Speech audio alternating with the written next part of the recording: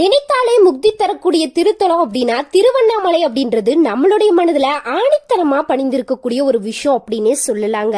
இந்த திருவண்ணாமலையில மொத்தம் 9 கோபுரங்கள் இருக்கு. அதுல ஒரு கோபுரத்தை ஒரு பெண் கட்டியிருக்காங்க அப்படின்னா உங்களால நம்ப முடியுதா? ஆமாங்க, அம்மணி அம்மாள் அப்படின்ற ஒரு சிவன் பக்தர் தான் இந்த கோபுரத்தை கட்டியிருக்காங்க அப்படின்னு சொல்லலாங்க. உங்களுக்கு திருவண்ணாமலையில இருக்கக்கூடிய சிவனை பிடிக்கும் அப்படின்னா மறக்காம இந்த வீடியோக்கு ஒரு லைக் பண்ணுங்க. உங்களுக்கு எந்த கடவுளை பிடிக்கும் அப்படின்னு சொல்லிட்டு கமெண்ட் பாக்ஸ்ல மறக்காம கமெண்ட் பண்ணுங்க.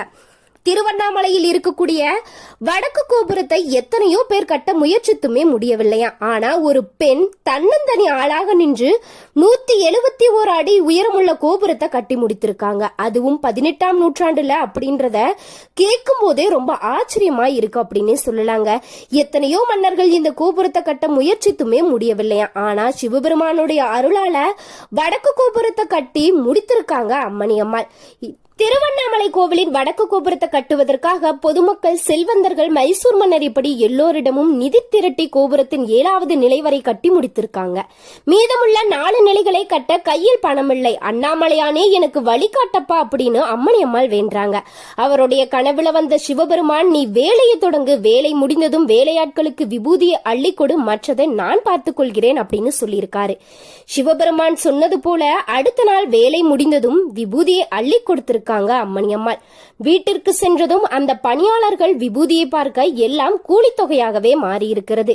இப்படியே சிவபெருமானுடைய அருளால திருவண்ணாமலையில வடக்கு கோபுரத்தை கட்டி முடித்திருக்காங்க அம்மணி அம்மாள்.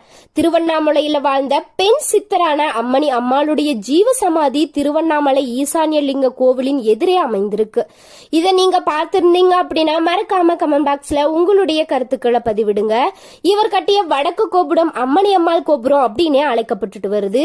இவருக்கு பூமியில புதைந்திருக்கும் புதையலை தெரிந்து கொள்ளக்கூடிய வல்லமை இருக்கும் அப்படின்னு வரலாற்றுல சொல்லப்பட்டிருக்குங்க.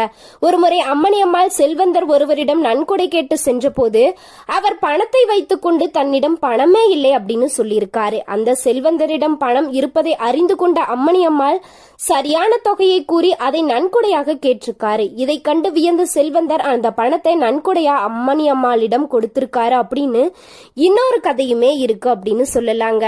பொதுவாகவே ஆண்கள் சித்தர்கள் தான் நிறைய அதிசயங்களை நிகழ்த்திருக்காங்க அப்படின்னு தான் நம்ம கேள்விப்பட்டிருப்போம். ஆனா ஒரு பெண் சித்தர் அதிசயங்களை நிகழ்த்திருக்காங்க அப்படின்றதுக்கான மிகப்பெரிய சான்றாகவே இந்த திருவண்ணாமலையுடைய வடக்கு கோபுரம் அமைந்திருக்கு அப்படின்னு சொல்லலாங்க. திருவண்ணாமலை கோவில்ல வடக்கு பகுதி கோபுரம் மட்டும் கட்டப்படாமல் இருந்ததாகவும் இததான் இவங்க கட்டிருக்காங்க அப்படின்னு தல வரலாற்றுல நிறைய விஷயங்கள் சொல்லப்படுது. நீங்க அம்மணி அம்மாளுடைய முயற்சியை எப்படி பாராட்டுறீங்க அப்படின்னு